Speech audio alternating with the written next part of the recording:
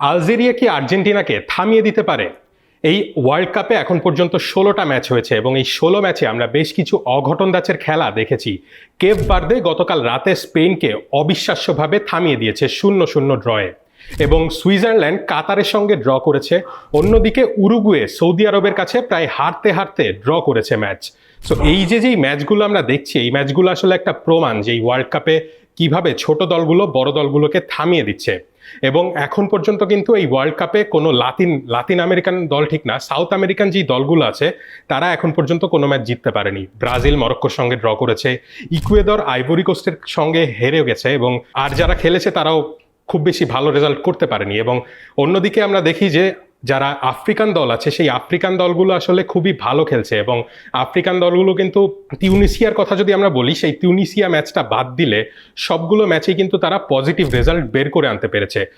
So সেদিক থেকে দেখলে আসলে আর্জেন্টিনার সামনে আলজেরিয়া বেশ বড় একটা বাধাই হতে পারে। এবং আলজেরিয়ার শক্তিমত্তার দিকে যদি আমরা তাকাই তাহলে আমরা দেখব যে তাদের একটা চেষ্টা থাকে, তাদের একটা ফিলোসফি থাকে যে তারা বলটা নিজের কাছে না রেখে অপোনেন্টকে দিয়ে দেয়, এবং একটা সময় যে কাউন্টার অ্যাটাকে বল কেড়ে নিয়ে কাউন্টার অ্যাটাকে গতির সঙ্গে তারা অ্যাটাক করে গোল দেওয়ার চেষ্টা করে। সম্প্রতি আমরা বলিভিয়ার সঙ্গে আলজেরিয়ার খেলা দেখেছি, তারা 4-0 গোলে সেখানে বলিভিয়াকে হারিয়ে দিয়েছে, এবং তাদের উইং প্লে খুবই দুর্দান্ত হয়। এবং আর্জেন্টিনার কিন্তু আসলে ফুল ব্যাক বা উইং ব্যাক যারা আছে তাদের ইনজুরির সংখ্যা আছে কিছুটা, এবং এইখানে আসলে আর্জেন্টিনা বেশ বড় একটা ধাক্কা খেতে পারে যদি আলজেরিয়া উইং প্লে বা উইং অ্যাটাক খুব ভালোভাবে করতে পারে। এবং ট্রানজিশনে যদি আলজেরিয়া ভালো গতিতে অ্যাটাক করতে পারে সেক্ষেত্রে আসলে দারুণ একটা ম্যাচ আমরা দেখবো, দারুণ জমজমাট ম্যাচ আমরা দেখবো। আমরা জানি যে আলজেরিয়াতে ম্যান সিটির যেই লেফট ব্যাক আইত নুরি তিনি খেলেন, এবং তিনি কিন্তু দুর্দান্ত খেলেন লেফট ব্যাক পজিশন থেকে, এবং এই জায়গায় আসলে আলজেরিয়া খুবই স্ট্রং, এবং আর্জেন্টিনারও দুর্বলতার জায়গা হতে পারে এটা। এবং আর্জেন্টিনার মাঝমাঠটা খুবই শক্ত, সো সেদিক থেকে আসলে আলজেরিয়া চেষ্টা করবে হয়তো মিড ব্লক খেলতে, এবং মিড ব্লকের থেকে কুইক প্রেস করে তারা বল উইন করে কুইক কাউন্টারে গোল দেওয়ার চেষ্টা করতে পারে।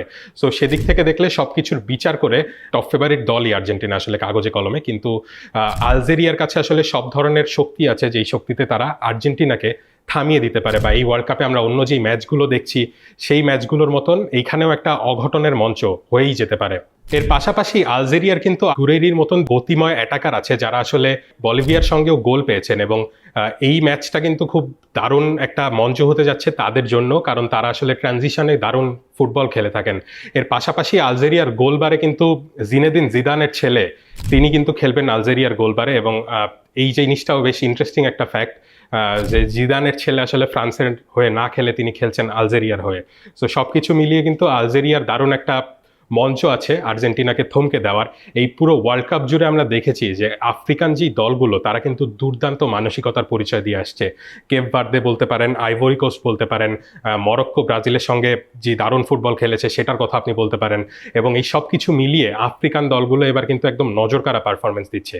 সো সেই দিক থেকে যদি আমি চিন্তা করি তাহলে এই পুরো মঞ্চে আর্জেন্টিনার আসলে খুব বড় একটা ধাক্কা খাওয়ার সম্ভাবনাই আছে। এবং গিভেন দ্য রেকর্ড 2022 সালে আর্জেন্টিনা যে প্রথম ম্যাচেই সৌদি আরবের সঙ্গে হোঁচট খেয়েছিল সেটার রেপ্লিকেশন যে এবার হবে না, অবশ্যই আর্জেন্টিনার ভক্তরা এবং কোচ এই জিনিসটা চাইবেন না একেবারেই, কিন্তু তারপরেও যে এই জিনিসটা হবে না বা এই জিনিসটা হওয়ার যে সম্ভাবনা নেই সেটা কিন্তু একেবারেই উড়িয়ে দেওয়া যাচ্ছে না। এর পাশাপাশি এটা কিন্তু আসলে লিওনেল মেসির সম্ভাব্য শেষ বিশ্বকাপ, এবং তার ভক্তরা আসলে অধীর আগ্রহে বসে আছেন আগামীকাল তার ম্যাচ দেখার জন্য, এবং তারা আসলে চাইবেন যে এরকম কোনো অঘটন আসলে না ঘটুক এবং লিওনেল মেসি তার শেষ বিশ্বকাপে দারুণ একটা শুরু পাক। তো সেটার দিকেই আসলে তার ভক্তরা তাকিয়ে থাকবে আমি নিশ্চিত। তবুও আলজেরিয়ার এবং আর্জেন্টিনার যে ম্যাচটা সেটা আসলে একটা দারুণ জমজমাট ম্যাচই হতে যাচ্ছে। এর পাশাপাশি ওয়ার্ল্ড কাপের যে কোনো খবর জানতে প্রথম আলোর সঙ্গেই থাকুন।